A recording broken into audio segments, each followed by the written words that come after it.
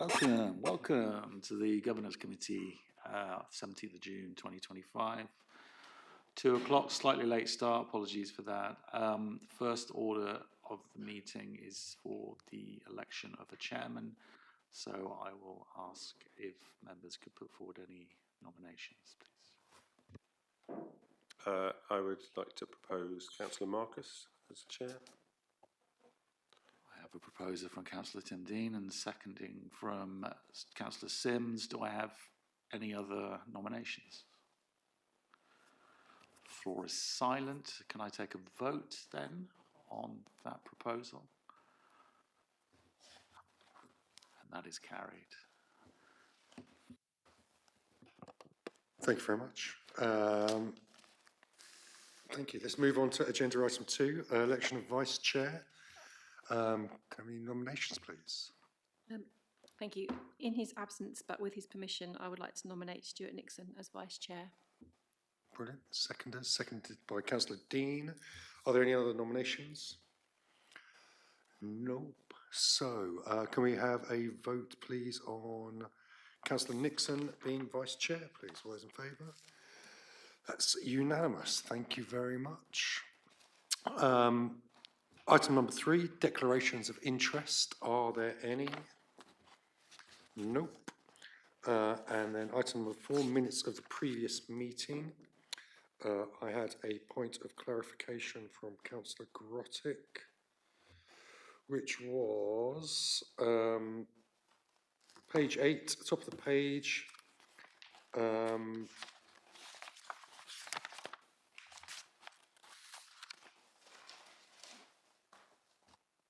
I think she was saying that it was Councillor Mumford who noted, not Councillor Grottick. So if we can find that and make a change somewhere, that would be brilliant.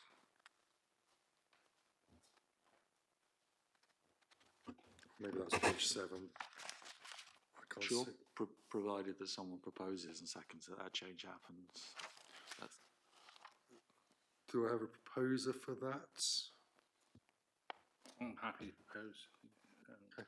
Councillor Sims, seconder. Councillor Dean, all those in favour? That's 2, 3, yes. So that's passed. Thank you very much.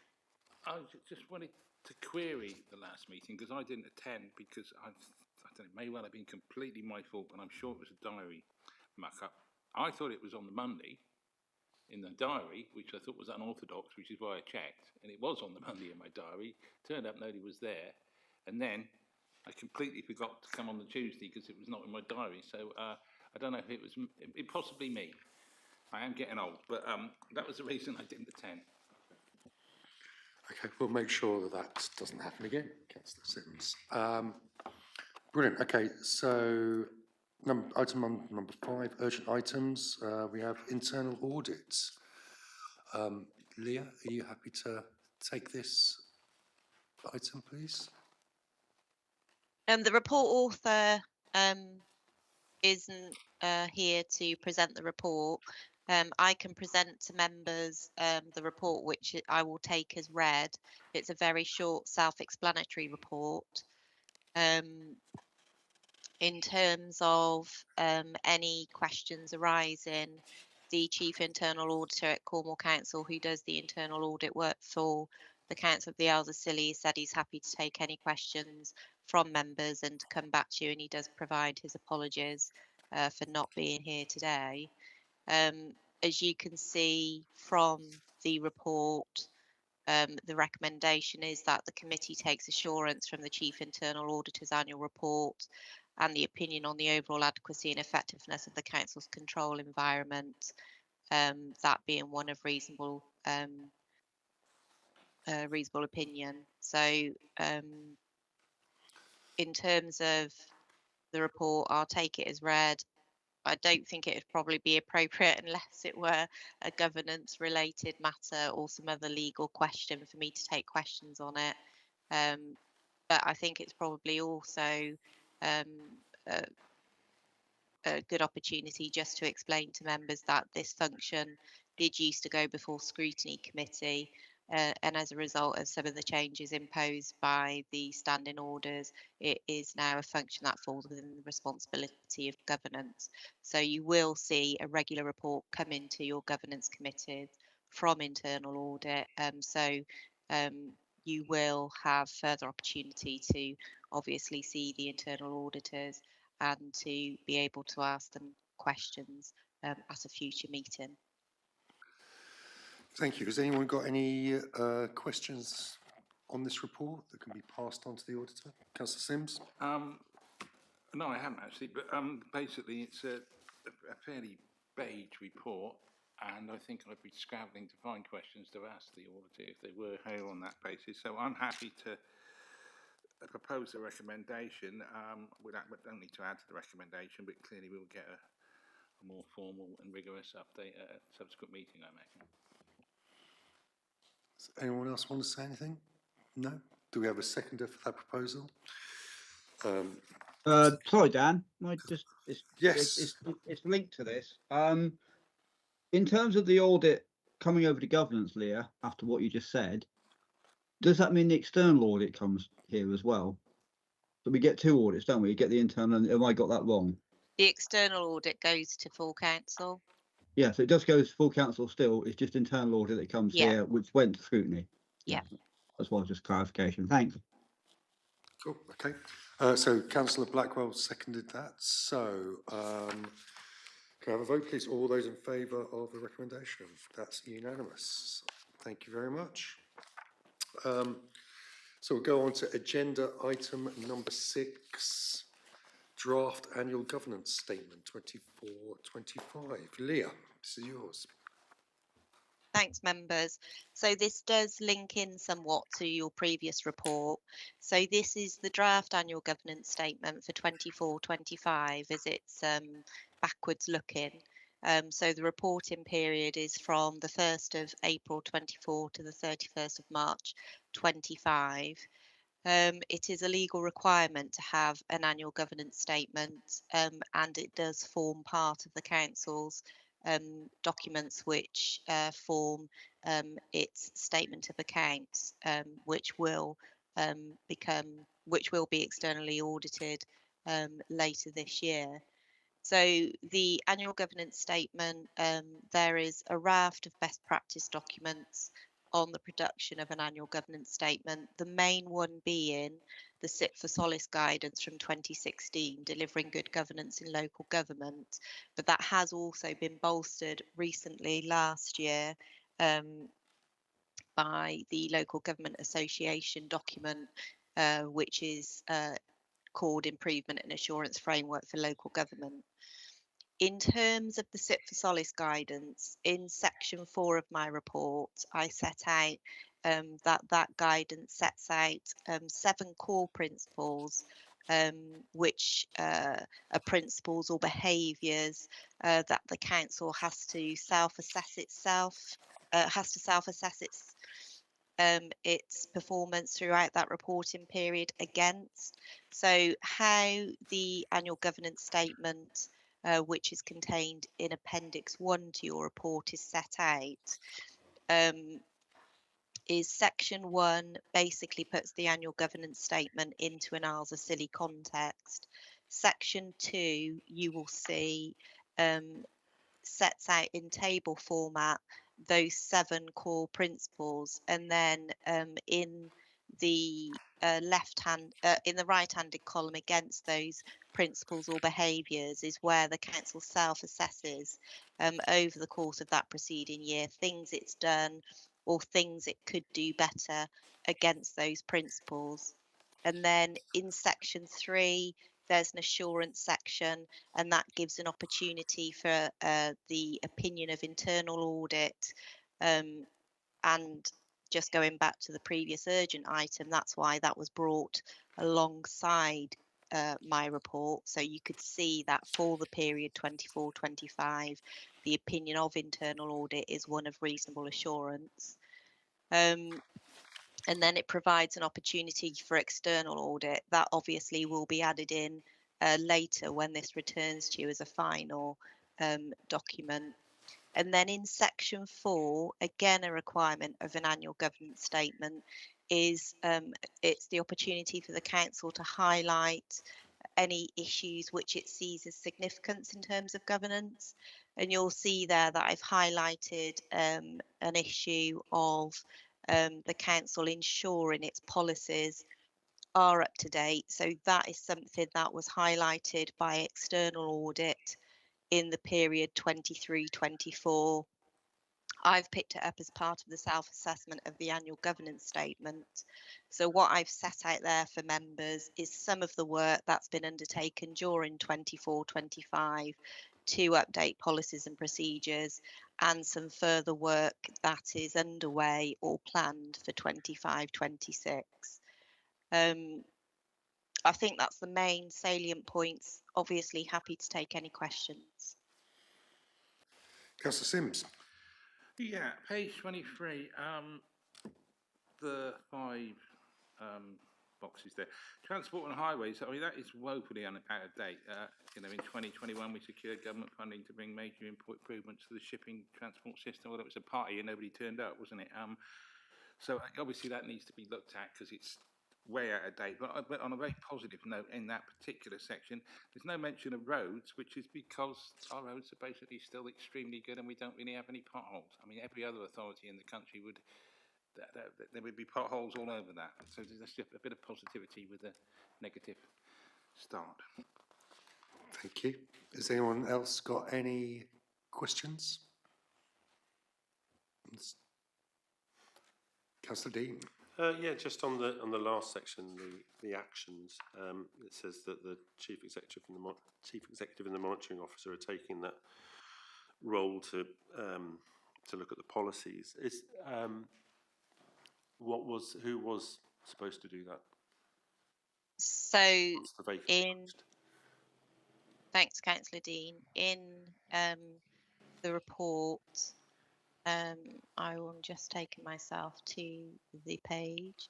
I set out that the current role is vacant. So that was the role of Head of Policy and Communications and Democratic Services. So that post has been vacant now for a number of months. So that is why with that post being vacant, it currently falls to the Chief Executive and the Monitoring Officer just to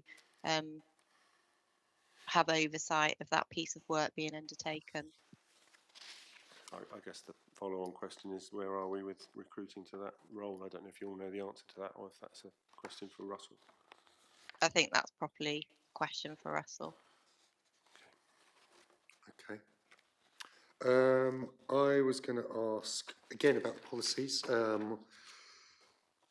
think I emailed you about this, Leah, as well. I was just saying, basically on the website, on the policies page, it looks like no policies being updated. So only 3 policies have been updated since 2020.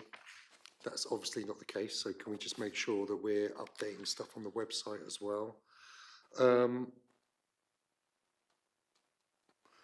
just basically capacity.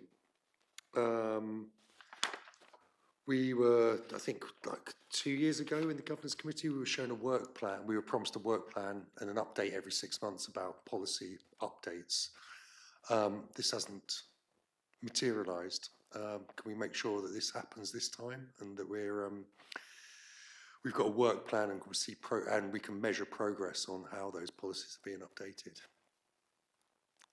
Yeah, so in terms of capacity, in terms of the website, so in drafting this report for members and pulling together the work for the draft annual governance statement, I had noted the website not being updated, so that's been taken forward as an action. So Natalie, who is currently in the role of head of HR in Tina's absence, is taking that forward as an action from a HR perspective, because you'll see in my report a number of HR policies were updated during 24-25, so they've taken that forward as an action to implement as soon as possible to make sure their website reflects the policies that have indeed been updated. I do think there is a wider piece of work around the council's website in terms of it being updated generally, but in respect of the software being used as well. So that is something that will be picked up. And then in terms of capacity, so in my report, I set out some of the work that's already been undertaken. So I'll just highlight some things. So there's a further list of HR policies that are to be updated, and Natalie is underway with that, taking that forward during 25-26. Some of the policies fall within children's services, and that forms part of the Children's Improvement Plan. And Anne Coyle, interim director, is underway with that. I know full council saw the corporate parenting strategy at its last meeting. Prior to the chief fire officer departing, he commissioned a piece of work to look at undertaking the emergency planning policy updates. So there's an action being taken forward to see where we are with that. That's Cornwall Council doing that piece of work. And you'll see in my report there some other key policies which I've highlighted for updates. In terms of member code of conduct, I do think it's probably key just to note for members that obviously there has been that government consultation, and we are awaiting the outcome of that on what they're proposing going forwards for the member code of conduct. So I may delay that slightly just to see what that consultation is saying, because if it is that government are looking again at a mandated code of conduct, it would be folly of us to sort of have updated ours and then only to be told we needed to comply with a mandated central government code of conduct. So I will link in with that work which is ongoing. There have been some other policy updates as well which I've become more aware of in preparing for the June 4 council. So I think it's probably good to highlight those. So the housing allocations policy has been reviewed and updated. That will come to full council later this month. And also highway maintenance plan and policy, that's been updated, and that will be coming to full council at the end of this month as well. So there is a lot of work underway in updating policies, and I think I've said previously to members, I'll be attending your governance committee meetings. And so we will have a regular slot on the work of the annual governance statement, including the policy updates. And of course, as I say in my report, this will come back to members once the external audit for 24-25 has been undertaken, where you'll see this document as a final proposed document as well. Thanks, members. Thank you. Councillor Sims? Yeah, referring back to page 23, the housing one, I've just looked at it again, and it seems it's extraordinarily lackluster. I mean, we think everybody living on city should have an affordable blah blah. I think everybody should have as much ice cream as they want and live forever, but it doesn't work like that. I was just thinking maybe we got to change the verb, like we want to ensure everybody living. At least it's a bit more action there. I mean, I think it's a bit puny. I think, is Leo, correct me if I'm wrong, is this taken from, Councillor Sims is referring to... Top of page 13, housing. I mean, it's just a general point, really. I mean, isn't that, if we're not acting now. I mean, these are verbatim your corporate objectives, so you will have an opportunity as members to feed into that when you're looking again at your business plan and your corporate objectives and strategies. So when that comes before members at full council, you'll have full opportunity to review and revise that, but obviously it's set for a number of years, so it may well have been extremely apt and robust at the point they were made, but obviously during the course of the plan they do become slightly dated, but they will be refreshed for the next period, and that will come before full council. Yeah, that's the corporate plan. So I know. It was an observation. Yeah. I mean, given that we spent about 23 years going through the thing, I'm surprised that came out like that. Well, we wrote it, so we can take full responsibility. Yeah. The only other thing I was going to ask, Leo, is on the page 33. It says monitoring officer and 151 officer at the bottom of page 33 have regular stewardship meetings. What's Yeah. what's the stewardship meeting? What is that? That's just to reflect the statutory role of chief executive and monitoring officer. I mean, obviously, with the arrangements you have for the Council of the Isles of Scilly, that necessarily also includes the Section 151 officer, and they are the three key statutory officers that create your golden triangle, who should have stewardship over a variety of things for the council and report to members as appropriate. So that's what that reflects. It's just a form of words, stewardship, but it's just to reflect those three key statutory officers, it being necessary and appropriate for them to have regular meetings just to make sure the key areas which fall within their statutory responsibilities, there are no issues of concern, and if there are, for appropriate action to be taken. Okay, thank you. Any other questions?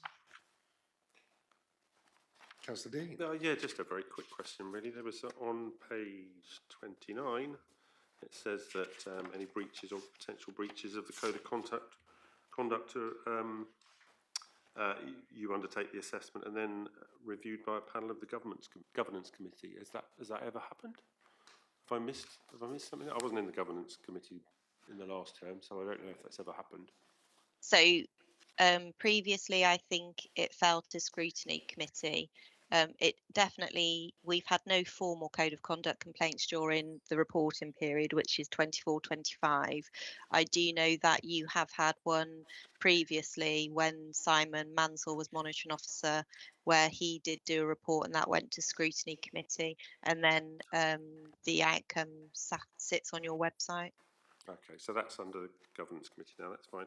The only other point I want to make, I suppose it's not really a question, is that what Councillor Marcus has just said about the stewardship meetings. So ordinarily in a normal council, that would be 3 people as opposed to just the 2, you and the chief executive / 151 officer. So it would normally be the chief exec, 151, and the monitoring officer who would have those regular meetings. That's correct. What has started to happen, though, is obviously you do have a deputy Section 151 officer, and as part of the arrangements when it was agreed that the 151 role would sit with your chief exec role, there was an agreement that that deputy Section 151 officer would be developed, and that definitely has happened since I've been in post since October, and I do have meetings with the deputy Section 151. Okay, oh, well, that gives me some assurance. Thank you. That's good. Councillor Blackwell. Thanks. Just quickly, who is the Deputy Section 151 officer? It's Tracy Stepney. She has her substantive post is Cornwall Council, like myself, and she is assigned the statutory role through an agreement that Cornwall Council have with the Council of the Isles of Scilly. Councillor Sims. Not really in the remit of this meeting, but I'm curious, just regarding sanctions, if there's a standards breach. Basically, at the moment, they pretty well consist of a stern look. I understand that the government's looking at tightening up so there is a more realistic sanction trail, if you like. Is that the case? Yeah, so part of the consultation which was undertaken at the beginning of this year, and we did do a corporate response to that as a council, government are again looking at strengthening the code of conduct regime to include sanctions. So you obviously know that previously members could be suspended, and then that sanction was removed, and the sanctions that exist currently are things like apologies, censure, etc. So government are again looking at that, and as I say, we are still awaiting the outcome of that consultation process. We haven't heard a formal response from government yet. We have had the one on remote working, which I've included, which is that government are supportive of that, and remote working in terms of members being able to attend remotely and also vote will be being legislated for in the future. Okay. Councillor Peacock? Well, yeah, on that, I had two questions, just going back to the Deputy 151 officer. Are they ever, I don't ever remember knowing we had one. Again, maybe I'm not, it's not necessarily my area of interest. But just to confirm, are they actually, if I assume if they're in post, will we ever see them on island at some point? Question mark. Is that an action we perhaps want? I don't know, Dan, whether that's within our remit of this committee. I'd probably not. And I presume we can't, bearing in mind the makeup of this unitary authority with having 5 islands, there's nothing that we can currently do about, you know, off-island voting. Everybody currently, I presume, until that legislation goes through, is mandated to have to attend the chamber. Is that correct, Leah? I'm assuming that's correct until the legislation is actually passed. Yeah, so in respect of your first point, my understanding is that over the next 12 months, there are plans for the Deputy Section 151 to develop in the role to also include coming to key meetings. And I'm sure some of that will involve on-island attendance. In terms of the second point, yes, so currently the law is as set out. That will be the case until any new legislation is implemented, and that law currently states that members must be physically present in order to vote. Okay, Thanks, Leah. brilliant. We have 2 recommendations. I'm not going to read them. Councillor Sims has proposed. Do we have a seconder? Councillor Dean. All those in favour of passing those resolutions? That's 3 votes. That's unanimous. Thank you very much. And with that, I bring the meeting to a close. Thank you, Leah.